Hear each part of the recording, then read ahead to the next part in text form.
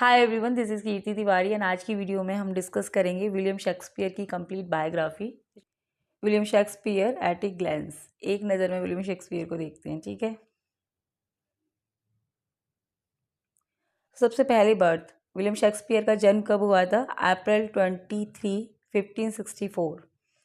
ठीक है, 23 अप्रैल 1564 को इनका जन्म हुआ था। प्लेस ऑफ बर्थ, जन्म हुआ कहाँ था? Stafford upon Avon, Stafford upon Avon में इनका जन्म हुआ था। ठीक है, ये क्वेश्चन बहुत इंपॉर्टेंट है क्योंकि इनके जो क्वेश्चन है विलियम शेक्सपियर के क्वेश्चन कहीं से भी आते हैं, इनकी बायोग्राफी से भी आते हैं और इनका जो इनके कोट हुए, चाहे इनके बुक्स हुए, इनके वर्क हुए, इनके फूल हीरोइंस, कहीं से भी क्वेश्चंस आ सकता है विलियम शेक्सपियर के ऊपर।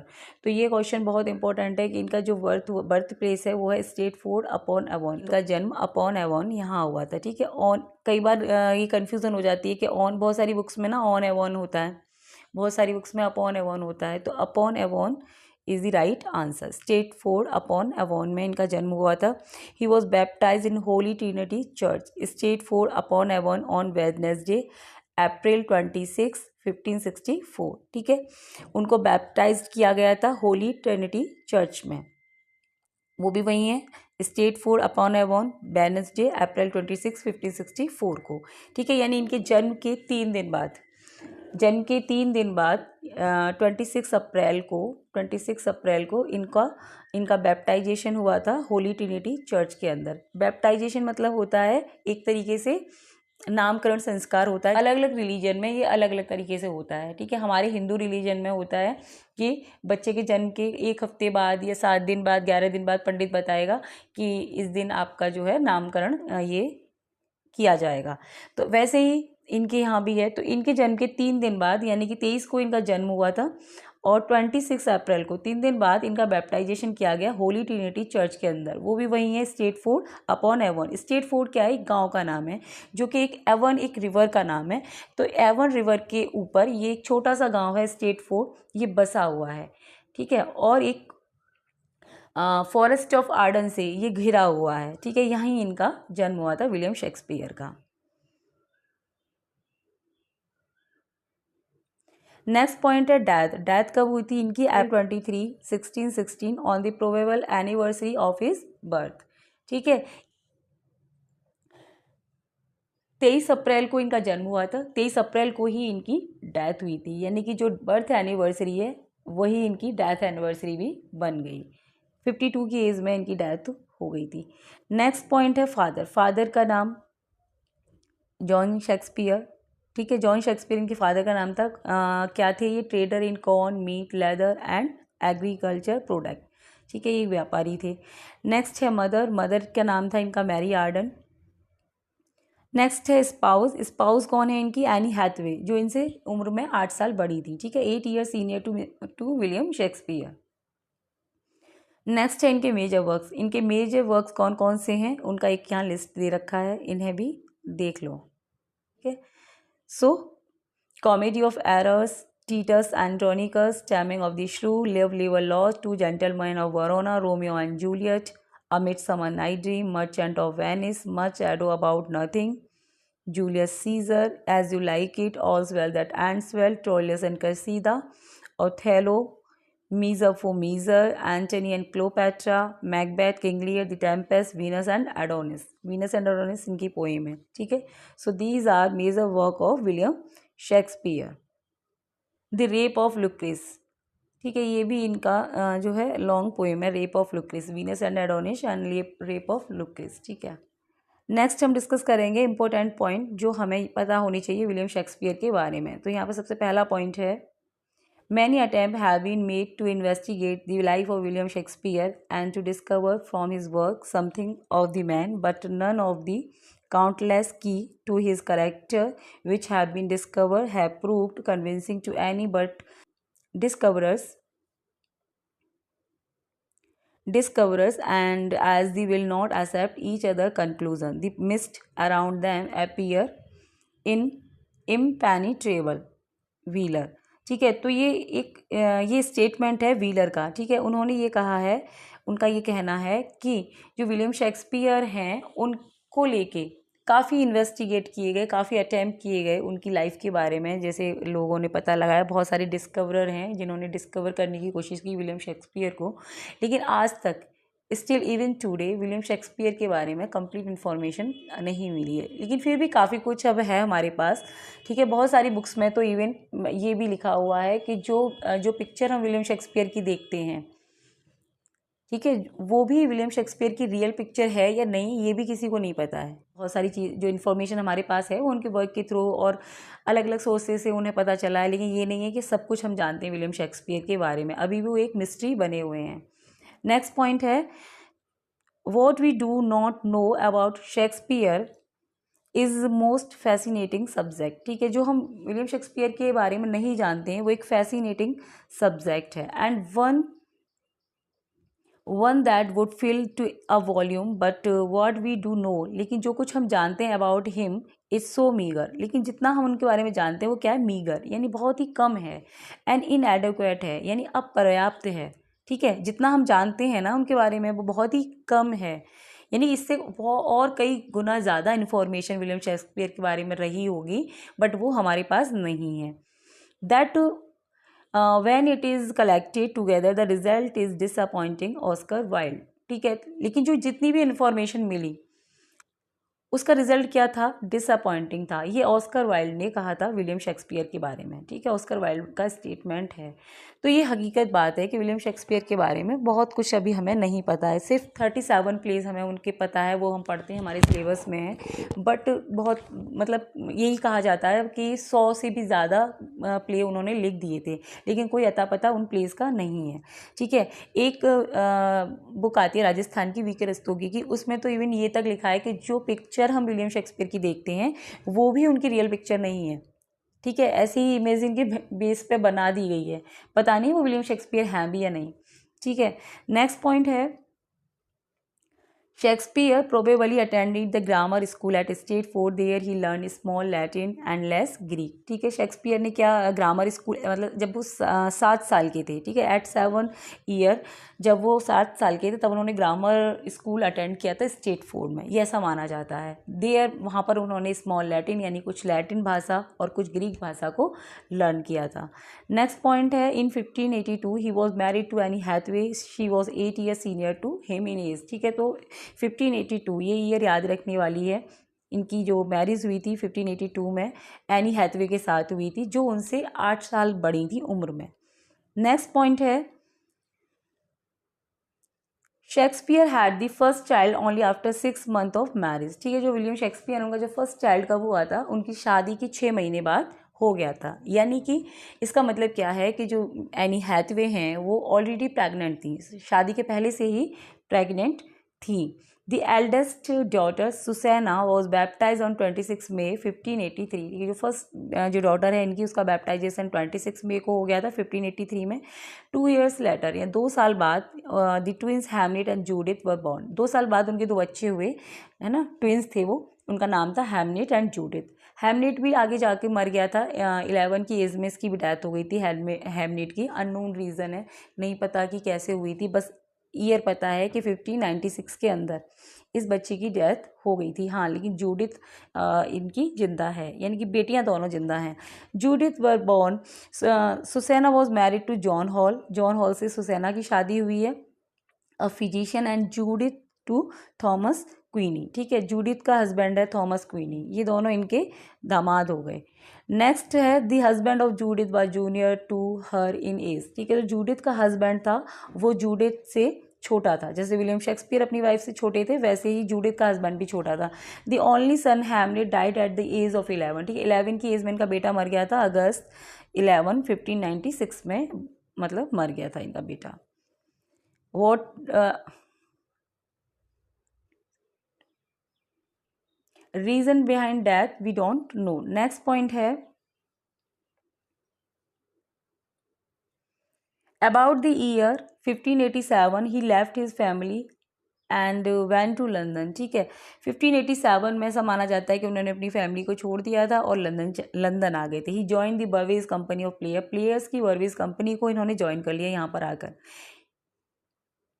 It is sad that he left Stafford because of his stealing dear from sir Thomas Lucy park. ठीक है, ऐसा भी माना जाता है। बहुत सी जो बायोग्राफर हैं जैसे निकोलस रॉ, उन्होंने एक अकाउंट दिया है कि प्रोबेबली जो थॉमस मतलब इन्होंने विलियम शेक्सपियर ने थॉमस लूसी के पार्क से जो डियर स्टीलिंग की थी उससे बचने के लिए लंदन आ गए थे, ऐसा भी माना जाता है। अब सही क्या था ये तो भगवान जाने। नेक्स्ट पॉइंट है in 1597 he purchase new palace in Stratford. ठीक है, 1597 में विलियम शेक्सपियर ने न्यू पैलेस, इनके घर का नाम है, ये स्टेट फोर्ट में खरीद लिया था। एक अमीर आदमी बन गए थे विलियम शेक्सपियर। नेक्स्ट पॉइंट है for is legendary historical material Shakespeare depend mainly on Holland's Chronicle of England, Scotland, Ireland and also on North translation of Plutarch's famous life। ठीक है, मतलब शेक्सपियर की जो हिस्ट्रीज़ हैं, रोमन प्ले हैं, बहुत सारे इंपॉर्टेंट जो प्ले हैं विलियम शेक्सपियर के, ऐसा माना जाता है उसके लिए वो किस पर डिपेंड रहे थे। जो हॉलिन्स है, हॉलिन्स का क्रॉनिकल है इंग्लैंड, स्कॉटलैंड, आयरलैंड, यानी हॉलिन्स ने इंग्लैंड, स्कॉटलैंड और आयरलैंड की हिस्ट्री को लिखा था अपने क्रॉनिकल में। इसी को इन्होंने अपने हिस्ट्री प्लेस की सोर्स बनाया था विलियम शेक्सपियर ने। ठीक है, और इन्होंने जो नॉर्थ का ट्रांसलेशन है प्लूटार्क लाइफ, प्लूटार्क का फेमस वर्क था लैटिन में, उसको नॉर्थ ने ट्रांसलेट किया था इंग्लिश के अंदर, उसको भी इन्होंने अपनी रोमन प्लेस की सोर्स बनाया था। ठीक है, नेक्स्ट पॉइंट है Shakespeare wrote 154 sonnet which were publish in 1609। Shakespeare ने टोटल 154 सोनेट लिखे थे जो पब्लिश कब हुए थे, 1609 में पब्लिश हुए थे। ठीक है, इनको पब्लिश कराया था थॉमस थ्रोप नाम के व्यक्ति ने। नेक्स्ट पॉइंट है long has divided Shakespeare period. जो लॉन्ग है विलियम जे लॉन्ग, जिन्होंने हिस्ट्री ऑफ लिटरेचर जो बुक लिखी है हिस्ट्री पर, उन्होंने शेक्सपियर का जो पीरियड है उसे 4 भागों में डिवाइड किया गया। कौन कौन से भागों में डिवाइड किया है देखेंगे। अ पीरियड ऑफ अर्ली एक्सपेरिमेंटेशन, जो फर्स्ट पार्ट है उसे उन्होंने अर्ली एक्सपेरिमेंटेशन का पार्ट कहा है, यानी कि वो अर्ली एक्सपेरिमेंट किया था उन्होंने, बहुत ही ज़्यादा फेमस वर्क नहीं है उनके। नेक्स्ट जो पार्ट उन्होंने डिवाइड किया है वो है अ period of rapid growth and development. ठीक है, नेक्स्ट में क्या है, रैपिड ग्रोथ है एंड डेवलपमेंट है, यानी बहुत फेमस हो गए थे विलियम शेक्सपियर इस टाइम तक। नेक्स्ट है अ period of gloom and depression. जो तीसरा फेज है, मतलब थर्ड फेज है उनकी लाइफ का, वो ग्लूमी से भरा था और डिप्रेशन से भरा था, तब आके इन्होंने ट्रेजेडी लिखी। A period of restored serenity और ऑफ काम आफ्टर स्टॉर्म। और जो फोर्थ पीरियड है विलियम शेक्सपियर का, वो पीरियड ऑफ रेस्टोर्ड सेरेनिटी है, calm after storm. Next point है the first criticism of his work can be traced in Greene's Groatsworth of wit 1592 where he is attack as an upstart crow beautified with the feature of the university wit. ठीक है, जो first criticism किया गया था Shakespeare के ऊपर वो green थे, रॉबर्ट ग्रीन, जो कि यूनिवर्सिटी विट थे। उनका एक पैम्फलेट आया था ग्रोथवर्थ ऑफ विट। ठीक है, ये उनके पैम्फलेट का नाम था ग्रोथवर्थ ऑफ विट 1592 में, जिसमें उन्होंने विलियम शेक्सपियर को क्रिटिसाइज़ कहा था और एक अपस्टार्ट क्रो बोला था। उन्होंने कहा था कि वो एक अपस्टार्ट क्रो है जो हमारे पंखों से उड़ रहा है, हमारे पंख लगा के उड़ रहा है, यानी उनके जो वर्क्स थे यूनिवर्सिटी विट के उनको कॉपी कर रहा है, ये उनका कहना था।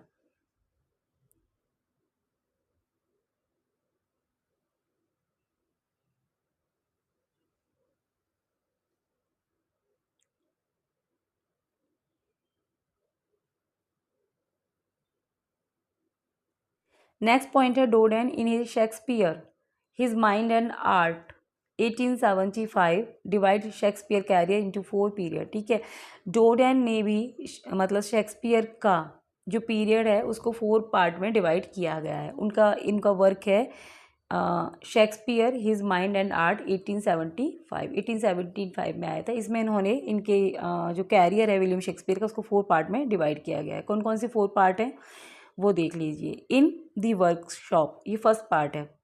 ठीक है, in the workshop, in the world, out of depth and on the height, ये 4 पार्ट में इन्होंने इनके कैरियर को डिवाइड किया। नेक्स्ट पॉइंट है Bradley Shakespearean tragedy 1904 is still an impressive book on Shakespearean criticism. ठीक है, शेक्सपियर के ऊपर जो ब्रेडली हैं उन्होंने एक बहुत ही फेमस बुक लिखी थी जिसका नाम था शेक्सपियरियन ट्रेजेडी 1904 में। ये बहुत ही इंपॉर्टेंट वर्क है ब्रेडली का, जिसमें उन्होंने शेक्सपियर की जो 4 ग्रेट ट्रेजेडी हैं उनको इंटरप्रेट किया है। नेक्स्ट पॉइंट है the shipwreck in the tempest is डाइड from the sea venture on the Bermuda in 1609। ठीक है, यानी उन्होंने अपने प्ले के अंदर जो टेम्पेस्ट उनका प्ले है उसमें शिपरैक की घटना को दिखाया है। उसे कहाँ से लिया गया है? वो एक ओरिजिनल मतलब सत्य घटना पर आधारित है। वो शिपरैक की जो घटना है, वेंचर ऑन दी बर्मुडाज इन 1609। इन 1613 में क्या हुआ था? इस ग्लोब थिएटर के अंदर आग लग गई थी। 1599 में बना था और 1630 में इस पर आग लग गई थी।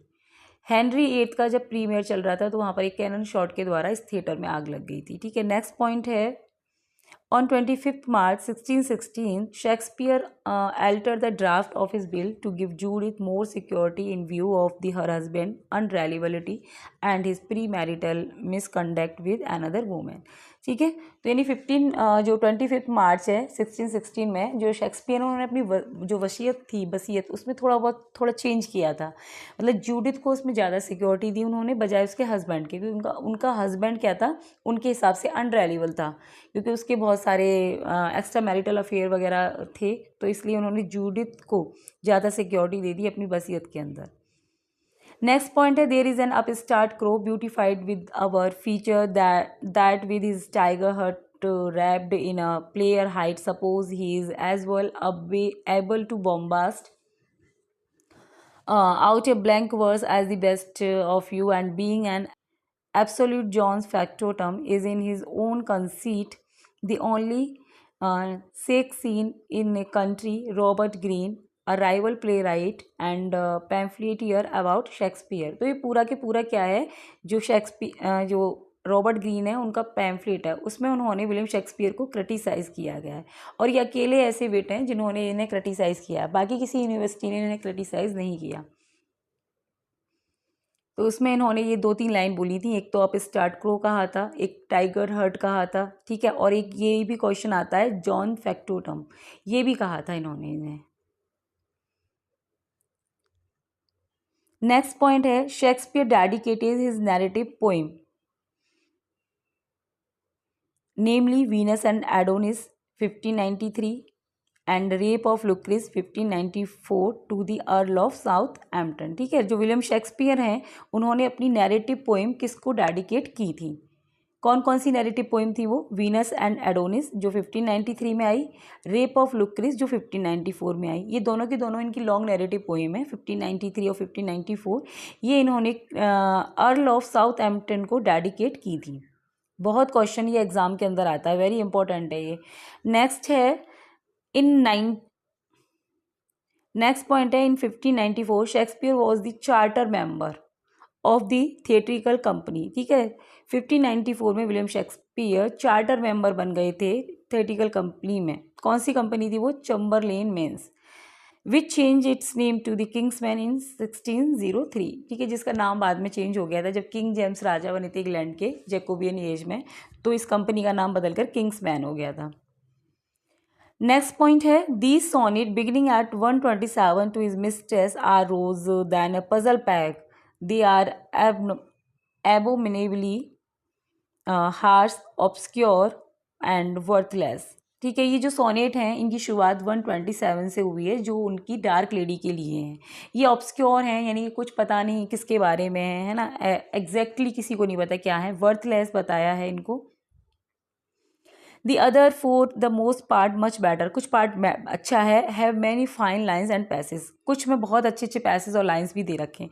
दे are also in many places warm with passion, their chief fault and heavy one, they are sameness in टेडियसनेस,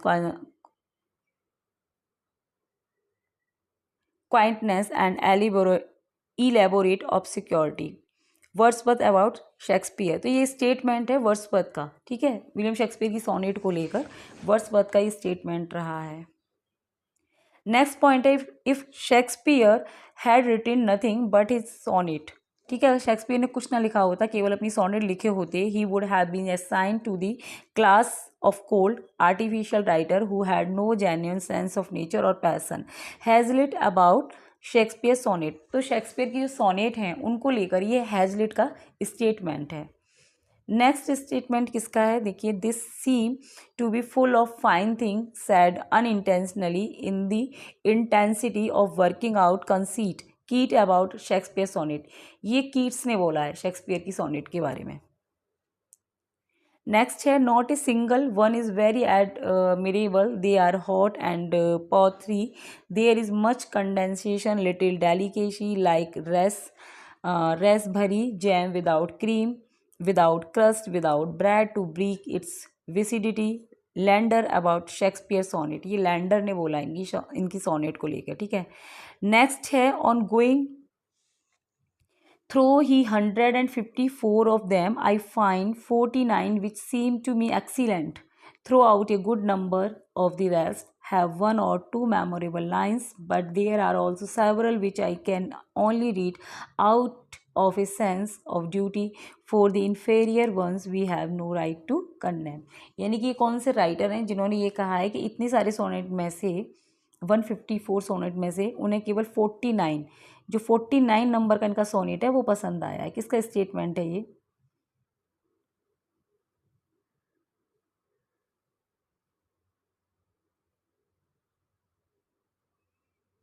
Shakespeare, unless we are prepared to believe a belief for which there is no evidence that he prepared or intended them all to be published। W.H. Auden in Introduction to Shakespeare the Sonnet। W.H. Auden का statement है ना Shakespeare की sonnet को लेकर। Next है, the homosexual reader determined to secure our top bard as a patron saint of the Hamilton has been uncritically enthusiastic about the first 126 of the sonnet and preferred to ignore those to the Dark Lady in which the relationship is an unequivocally sexual, and the fact that Shakespeare was a married man and a father, Auden in Introduction to Shakespeare the Sonnet, and the fact that Shakespeare was a married man and a father, Auden in Introduction to Shakespeare the Sonnet। ठीक है, तो ये statement भी किसका है? Auden का है। इन्होंने एक अपना वर्क लिखा था introduction to Shakespeare the sonnet. इनकी जो सोनेट है उनके ऊपर एक वर्क लिखा है जिसमें इन्होंने जो शेक्सपियर हैं उन्हें होमोसेक्सुअल कहा है। Next है, the sonnet addressed to the Dark Lady are concerned with the most humiliating of all erotic experiences, sexual infatuation, Venus, chot and tyre sa proi attached। W.H. Auden in the, ये भी W.H. Auden का statement है introduction to Shakespeare the sonnet. तो ये questions important हैं, ठीक है। जो शेक्सपियर हैं उन पर क्वेश्चन कहीं से भी आते हैं, ये नहीं है कि उनकी कहीं से भी आ जाएंगे, बायोग्राफी से पूछ ले, वो ये भी पूछ सकता है वो कि मतलब किसका क्या क्रिटिकल रिमार्क रहा है विलियम शेक्सपियर के ऊपर। तो ये W.H. ऑडन ने एक वर्क लिखा था ना अपना इंट्रोडक्शन शेक्सपियर की सोनेट को लेके, तो वहाँ से बहुत सारे क्वेश्चंस आ सकते हैं। नेक्स्ट है यहाँ पे the history plays are generally 10 plays. इनके कितने प्लेज थे? हिस्ट्री मतलब इन्होंने 10 हिस्ट्री प्लेज लिखे थे, ठीक है। नेक्स्ट है the history plays are generally 10 plays. इनके जो हिस्ट्री प्लेज कितने हैं? 10 हिस्ट्री प्लेज इन्होंने लिखे थे, ठीक है। These plays cover English history right from the 12 to 16th century. तो ये जो प्लेज है ना इनके हिस्ट्री प्लेज, वो 12th सेंचुरी से लेके 16th सेंचुरी की हिस्ट्री को कवर करते हैं। मतलब 1200 से लेके 1550, यानी लगभग 350 साल का जो टाइम पीरियड है उसको कवर करते हैं विलियम शेक्सपियर के play. Shakespeare has named his history plays after the reigning monarch of the period, ठीक है। He did not write his plays in chronological order, though the chronological order is King John, Richard II, Henry IV Part 1, Henry IV Part 2, Henry V, Henry VI Part 1, second and third, Richard third and Henry eight. ठीक है, जो William Shakespeare हैं उन्होंने अपनी जो history pledge है ना वो क्रोनोलॉजी में नहीं लिखे हैं। पहले उन्होंने हेनरी उसको लिखा है, हेनरी सिक्स को लिखा है, जबकि जो सही ऑर्डर है वो है किंग जॉन, यानी सबसे पहले कौन राजा था? किंग जॉन, फिर रिचर्ड सेकंड होना चाहिए, फिर हेनरी फोर्थ होना चाहिए। लेकिन इन्होंने जो क्रम है, ये क्रोनोलॉजी है, वो उल्टी सीधी कर दी है।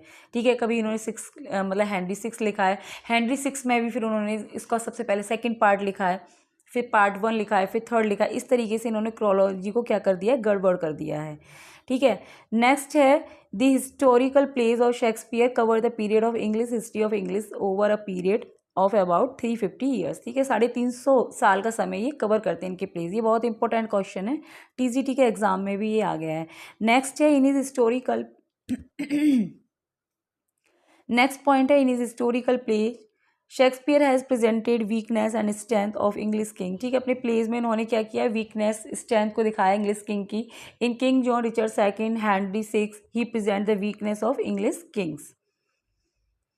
In his historical plays, Shakespeare has presented weakness and strength of English king in Henry IV, Henry V and Richard III. He present the kingly strength.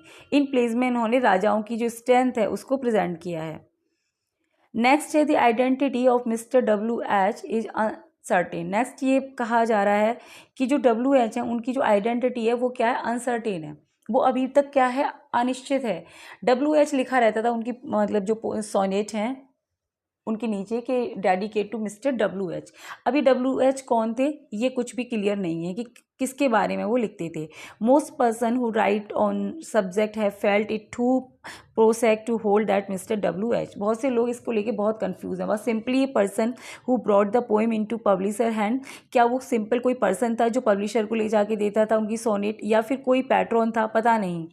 Rather, they have sought to identify him with the friend to whom many of the poems are addressed. The favorite candidate are William Herbert, Earl of Pembroke, and one of the dedicate of the first folio. ठीक है, तो मतलब ये है कि ये माना गया है क्रिटिक्स वगैरह के द्वारा कि जो इनकी सोनेट थी वो हर्बर्ट जो विलियम हर्बर्ट थे, अर्ल ऑफ पैम्ब्रूक थे, ये उनका टाइटल है, ठीक है, अर्ल ऑफ पैम्ब्रूक थे, विलियम हर्बर्ट, या फिर जो अर्ल ऑफ रियोथ या फिर अर्ल ऑफ साउथहैम्पटन, इनको इनकी जो पोइम्स थी डेडिकेटेड है और इन्हीं के लिए W.H. लिखते थे, ठीक है। एंड हेनरी रियोथस्ली है ना, ये भी हैं, यानी बहुत से लोग कहते हैं हेनरी रियोथस्ली या फिर विलियम हर्बर्ट, इनको इनकी जो सोनेट है वो डेडिकेटेड थी। नेक्स्ट है earl of Southampton to whom Shakespeare dedicated Venus and Adonis and the rape of Lucrece, ठीक है, इनको ये जो हैं Wriothesley the earl of Southampton है, इन्हीं को इन्होंने अपनी narrative poem Venus and Adonis the rape of Lucrece को डेडिकेट किया था। But is unlikely that an earl would be address as mister yet another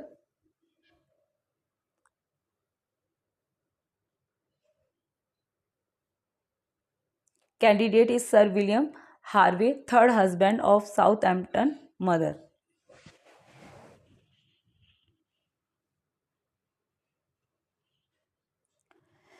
Candidate is Sir William Harvey, third husband of Southampton's mother. यानी कि ये कौन थे, William Harvey कौन थे, ये जो उनकी मदर थी अर्ल ऑफ साउथहैम्पटन की, इनके थर्ड हस्बैंड थे, ठीक है। He advocates that Harvey was the begetter in the sense that he may have encouraged Shakespeare to write the sonnet, urging the young man Ellerslie Southampton to wait. Courtesy William Shakespeare, the sonnet edited by William Berto with introduction by W.H. Auden, New York. A Signet classic New American Library 1965, ठीक है। तो ये जो Signet classic New American Library है, तो ये जो New York की जो लाइब्रेरी है उसके अनुसार जो विलियम शेक्सपियर का ये जो इंट्रोडक्शन दिया गया W.H. को लेकर, ये है यहाँ बताया गया है कि W.H. एक्चुअली कौन थे। Sonnet from 127 to 154 are generally known as the dark lady sonnet, ठीक है। जो सोनेट है इनकी 127 से लेकर 154 सोनेट हैं वो डार्क लेडी सोनेट मानी जाती हैं। No doubt the scholars have attempted to trace out the identity of the dark lady, ठीक है। अब इसमें भी कोई डाउट नहीं है कि जो स्कॉलर हैं उन्होंने इसकी भी आइडेंटिटी को पता करने की कोशिश की थी, ठीक है। ये भी क्लियर नहीं कि डार्क लेडी कौन थी exactly, but her identity is still a mystery, ठीक है। अभी भी क्या है, वो एक मिस्ट्री है, उनकी जो आइडेंटिटी है वो मिस्ट्री है W.H. की तरह ही। शी इज़ ब्यूटीफुल मिस्ट्रेस, ऐसा माना जाता है कि वो कोई ब्यूटीफुल मिस्ट्रेस रही होगी क्योंकि उनकी सोनेट में ऐसा जिक्र है, with black hair and raven black eyes, ठीक है। ये सोनेट नंबर 127 है, उसमें ये लाइन आई है ना। She may be Mary Fitton, वो मेरी फिटन भी हो सकती है, lady who lived at Gawsworth Hall, ठीक है, जो गोवर्थ हॉल में रहती थी। She may be Aline Florio, ये एलिन फ्लोरियो भी हो सकती है, ये वाइफ थी किसी की। The wife of an Italian translator according to Dr. Aubrey Burl, a fellow of the Society of Antiquaries, she may B Lucy Morgan. वो लूसी मॉर्गन भी हो सकती है, यानी कि जो डार्क लेडी है ना उसके भी अलग अलग इंटरप्रिटेशन किए गए हैं स्कॉलर्स के द्वारा कि वो डार्क लेडी एलिन फ्लोरियो हो सकती है, लूसी मॉर्गन हो सकती है, Lucy Negro, Lucy Morgan, a fallen woman known as Lucy Negro. ठीक है, लूसी मॉर्गन जिसे मतलब जो लूसी मॉर्गन है उसे लूसी निग्रो भी जाना जाता है. ये किसने कहा है? डॉक्टर डंकन का कहना है. ये doctor Duncan Salkeld from the university of Chichester. ठीक है, so guys this is all about biography of William Shakespeare. I hope you like it. Please do like and share this channel. अब हम William Shakespeare के folios discuss करेंगे, क्योंकि William Shakespeare के जो folios हैं उन पर क्वेश्चंस आते हैं कि विलियम शेक्सपियर के फोलियोज कब पब्लिश हुए थे, उनका फर्स्ट फोलियो कब आया था, उनका सेकंड फोलियो कब आया था, ठीक है, उनका टाइटल क्या है. इस तरीके के क्वेश्चंस एग्जाम में आते हैं. सो देखिए यहाँ पर folios are large tall volumes. ठीक है, जो फोलियो होते हैं वो लार्ज होते हैं, बड़े साइज़ के होते हैं और टॉल वॉल्यूम्स होते हैं. वॉल्यूम्स का मतलब होता है बुक. ये एक तरह से बुक को फोलियो और क्वार्टो कहते हैं. जो बड़ी बुक होती है, मतलब बड़े साइज़ की जो बुक होती है उसे फोलियोज कहते हैं. छोटे साइज़ की बुक होगी उसे क्वार्टो कहते हैं. ठीक है, जो फोलियोज हैं वो क्वार्टो की तुलना में बड़े होते हैं, यानी कि जो सबसे बड़ा जो साइज़ होता है बुक का वो फोलियो ही होता है. फोलियो से बड़ा कोई नहीं है, सबसे बड़ा साइज़ फोलियो, उसके बाद क्वार्टो. इससे जो छोटा फॉर्म है वो क्वार्टो होता है. इसमें जो पेजेस हैं उनकी संख्या क्या है, छोटी हो जाती है. ठीक है, इसके जस्ट हाफ आधे हो जाते हैं, यानी कि जब हम किसी भी पेपर के अंदर एक फोल्ड लगाएंगे तो हमें दो पेजेस मिल जाएंगे. ऐसे करके 2 पेजेस मिल जाएंगे. तो ये जो 2 पेजेस हैं अगर आगे पीछे पलटेंगे ना तो ये 4 पेज होंगे. तो ये होता है फोलियो, है ना, बड़ा बड़ा साइज़. और अगर एक मतलब ऐसे एक बड़े से पेपर के अंदर अगर हम चार फोल्ड लगाएंगे, है ना, मतलब कैंची से काट देंगे तो ऐसे करके 4 फोल्ड बन जाएंगे, तो उसके जो पेजेस हो जाएंगे वो हो जाएंगे 8. वो क्वार्टो होता है. ठीक है, तो इनका जो फर्स्ट फोलियो का पब्लिश हुआ था विलियम शेक्सपियर का, ये पब्लिश हुआ था इन 1623 में इनका फर्स्ट फोलियो आया था. और किसने इसे पब्लिश कराया था? तो इनके को एक्टर थे, यानी कि जो ड्रामा कंपनी थी विलियम शेक्सपियर की, उसमें इनके साथ जो एक्टर काम करते थे, हीमिंग्स एंड कंडेल, इन्होंने इनके फर्स्ट फोलियो को पब्लिश कराया था इन 1623 में. सेकेंड फोलियो इनका कब पब्लिश हुआ था? 1632 में. और इसे किसने पब्लिश कराया था? By lord William Aspley, Richard Hawkins, Richard मैगिन एंड जॉन स्मैथविक. इन लोगों ने इसको पब्लिश कराया था. ठीक है, टोटल इनके 4 फोलियोज आए थे. ठीक है, थर्ड फोलियो है इनका,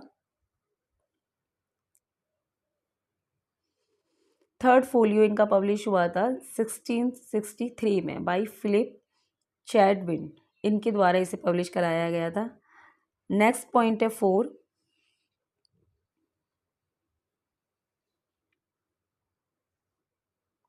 नेक्स्ट है फोर्थ फोलियो इनका कब आया था? 1685 by R Bentley, E Brewster, R Chiswell and H Herringman. इनके द्वारा इसको पब्लिश कराया गया फोर्थ फोलियो को. तो टोटल विलियम शेक्सपियर के कितने फोलियो आए थे? 4. ठीक है, फर्स्ट आया इनका 1623 में, सेकंड आया 1632, थर्ड आया इनका 1663 में एंड फोर्थ आया 1685 में. ठीक है,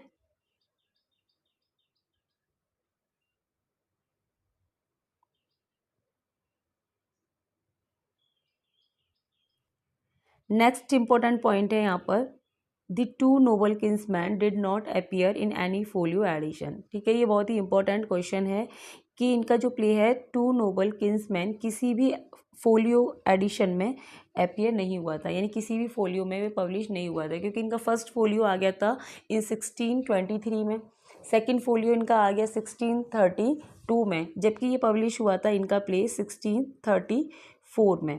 ठीक है, दोनों इनके फोलियो पब्लिश हुए, उसके बाद ये पब्लिश हुआ है, ये किसी भी फोलियो में इनका अपीयर नहीं हुआ। नेक्स्ट है 19 of William Shakespeare's play had already appeared in quarto before the publication of the first folio in 1623। ठीक है, 19 विलियम शेक्सपियर के प्ले ऐसे हैं जो उनके फर्स्ट फोलियो के पब्लिश होने से पहले ही पब्लिश हो गए थे क्वार्टो फॉर्म में। ठीक है, तो ये क्वेश्चन आता है, आपसे पूछा जाता है टीजीटी में कि उनका जो फर्स्ट फोलियो है पब्लिश हुआ था 1623 में, उसके पब्लिश होने से पहले विलियम शेक्सपियर के कितने प्ले पब्लिश हो गए थे ऑलरेडी इन क्वार्टो फॉर्म। तो क्वार्टो में इनके 19 प्ले पब्लिश हो गए थे। नेक्स्ट है there were published only 18 plays his death in 1616। ठीक है, यानी कि जब इनकी डेथ हुई थी 1616 तो मतलब नेक्स्ट पॉइंट है there were published only 18 plays his death in 1616। ठीक है, यानी कि विलियम शेक्सपियर की जो डेथ हुई है 1616 में इनकी डेथ हो गई, तो इनकी डेथ से पहले पहले 18 प्ले ही पब्लिश हो पाए थे, इनके सामने 18 प्लेज इनके पब्लिश हो गए थे। नेक्स्ट पॉइंट है द प्ले को authored with John Fletcher the noble. Next point है द प्ले को authored with John Fletcher the Two Noble Kingsman.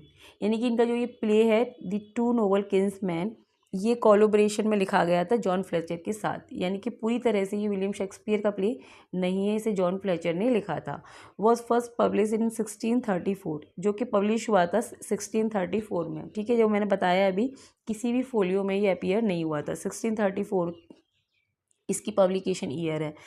Next है and one play first publish in the first folio the taming of the shrew was later publish in quarto. ठीक है, इनका एक और play है taming of the श्रू, तो जो पहले क्या है, पहले तो पब्लिश हुआ था फोलियो के अंदर, बाद में ये क्वार्टो के अंदर भी पब्लिश हुआ है। तो ये इम्पोर्टेंट इंफॉर्मेशन थी इनके फोलियो के बारे में। ठीक है, अब हम डिस्कस करेंगे विलियम शेक्सपियर की बुक्स, क्योंकि विलियम शेक्सपियर के क्वेश्चंस मैंने बताया कहीं से भी आते हैं, बायोग्राफी से भी आते हैं, उनके फोलियो से भी आते हैं, उनकी बुक्स से भी आते हैं, उनके कोट से भी आते हैं। ठीक है, उनके ऊपर क्रिटिकल जो कमेंट किए गए हैं डिफरेंट ऑथर के द्वारा, वहाँ से भी आते हैं। तो हमें कुछ भी छोड़ना नहीं है शेक्सपियर के बारे में, है ना, सब कुछ पढ़ना है। अब हम डिस्कस करेंगे फेमस बुक ऑन शेक्सपियर। ठीक है, विलियम शेक्सपियर के ऊपर कौन कौन सी फेमस बुक लिखी गई हैं उनको हम डिस्कस करेंगे। फर्स्ट बुक है Hamlet and his problems by T S. Eliot. ठीक है, ये बहुत ही फेमस ऐसे है जिसे टी.एस. एलियट के द्वारा लिखा गया था इन 1919।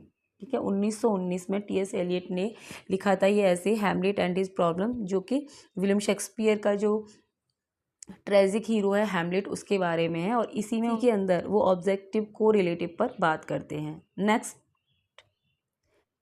नेक्स्ट बुक है Shakespeare in the classroom by Theodore डाइड बेल्ट। ठीक है, ये इनके द्वारा लिखी गई है। नेक्स्ट पॉइंट है 3 Shakespearean tragedy 1904 and Oxford lecture on poetry 1909 by AC. Bradley. ठीक है, ये ए.सी. ब्रेडली का बहुत ही फेमस वर्क है Shakespearean tragedy and Oxford lecture on poetry. Still today ये बहुत ही फेमस वर्क है, जो अभी तक के ऑथर्स ने शेक्सपियर के लिए मतलब ऊपर लिखा है, उनमें सबसे अच्छा वर्क ये माना जाता है। ठीक है, इसमें उन्होंने 4 ग्रेट ट्रेजेडी को इंटरप्रेट किया है विलियम शेक्सपियर की। नेक्स्ट है how many children had lady Macbeth and essay publish in 1933 by L C. Night.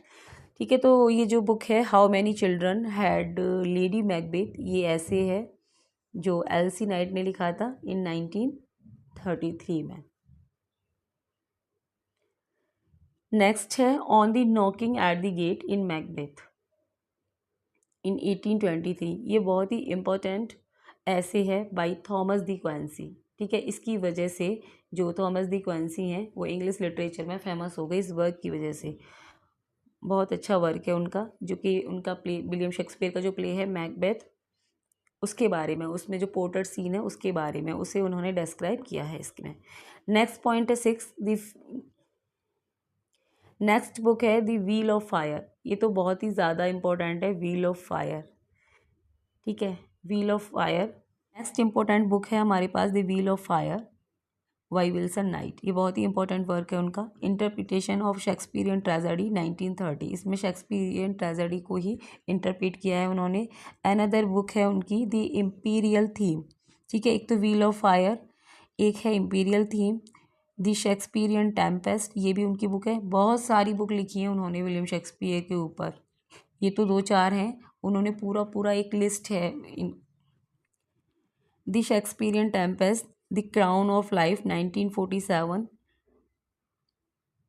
Shakespearean and Tolstoy 1934 by George Richard Wilson night, ठीक है। तो ये सारी जो बुक हैं विलियम शेक्सपियर के ऊपर, ये जॉर्ज रिचर्ड विल्सन नाइट के द्वारा लिखी गई हैं, जिन्हें हम शॉर्ट में विल्सन नाइट बोलते हैं, ये इनका पूरा नाम है, ठीक है। ये तो 2-4 बुक हैं, वैसे इन्होंने बहुत सारी बुक लिखी हैं विलियम शेक्सपियर के ऊपर।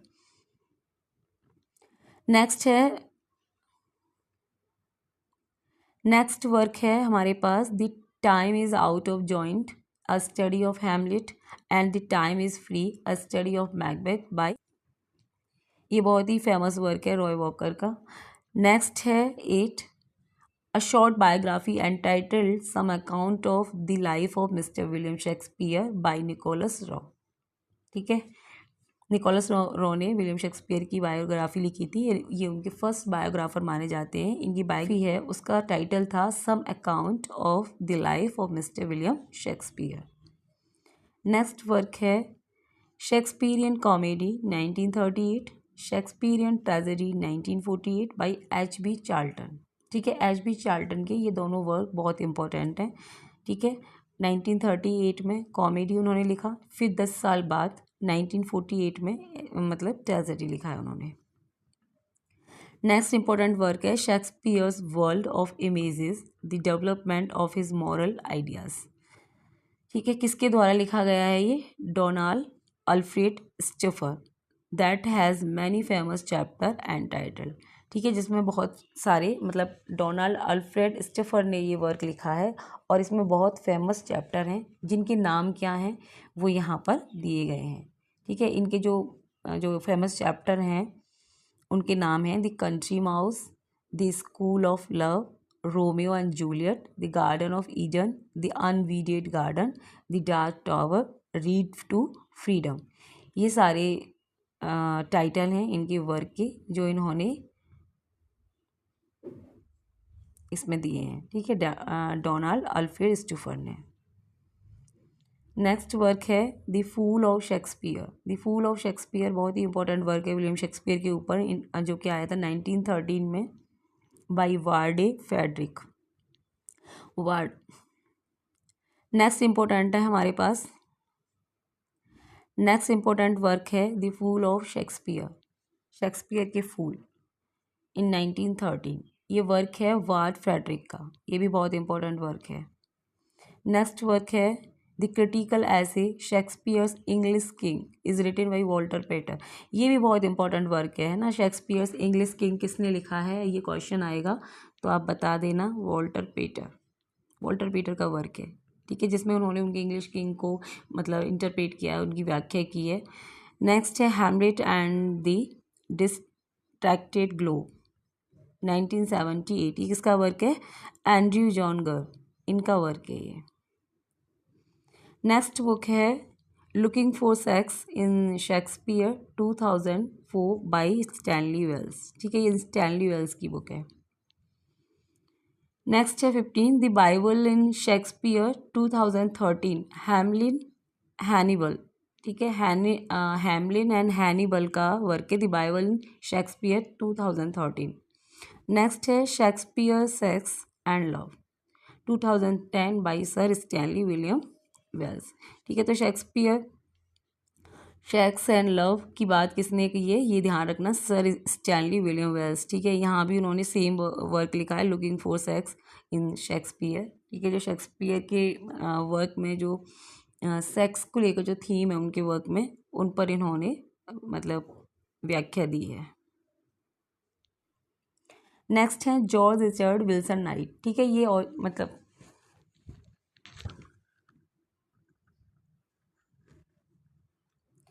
नेक्स्ट है George Richard Wilson night. Wilson night कौन है? जिन्होंने व्हील ऑफ फायर लिखी है विलियम शेक्सपियर की। इनका जन्म हुआ था 1895 में।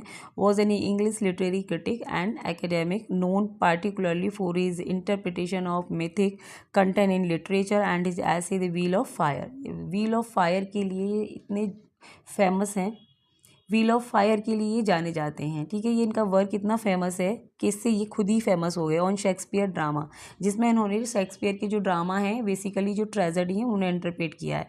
ही वॉज ऑल्सो एन एक्टर, ये एक एक्टर थे एंड थिएट्रिकल डायरेक्टर भी थे and considered an outstanding lecturer. ठीक है, इन्हें और ये लेक्चरर थे। His popular work on Shakespeare are, तो हम इन्हें इसलिए पढ़ रहे हैं क्योंकि इन्होंने शेक्सपियर के ऊपर बहुत सारी बुक लिखी हैं, बहुत सारे वर्क लिखे हैं।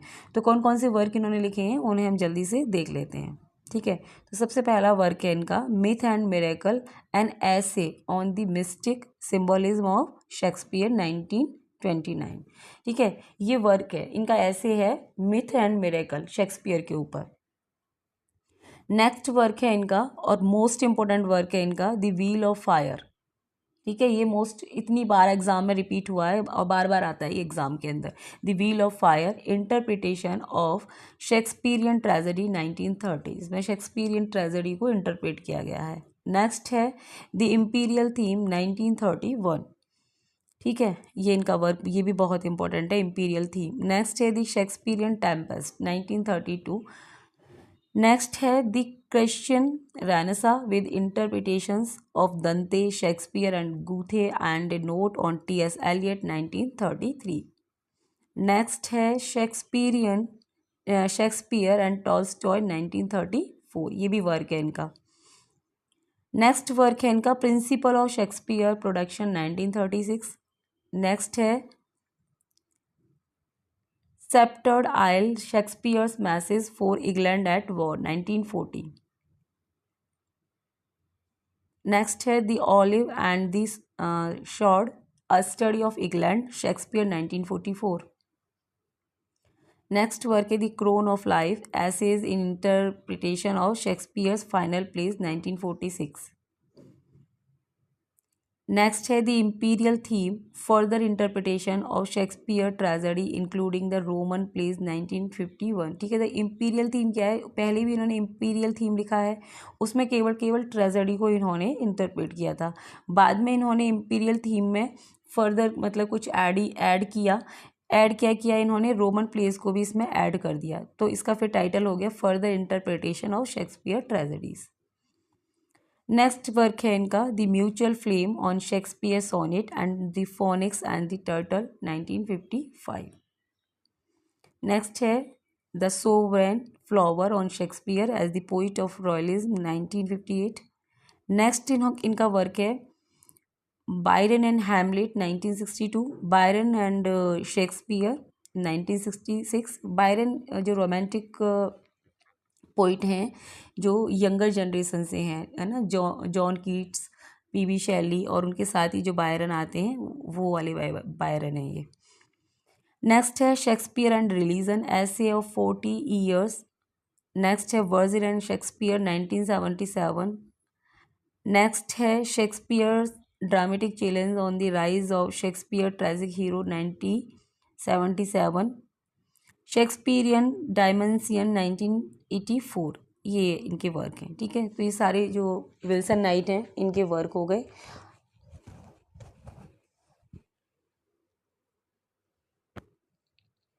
तो ये सारे फेमस वर्क थे विलियम शेक्सपियर। तो ये सारी इंफॉर्मेशन थी शेक्सपियर के फोलियोज़ के बारे में और उनके ऊपर जितने भी फेमस वर्क हैं उनके बारे में। आई hope you like my video, please do like and share this channel. Thanks for watching, thank you so much.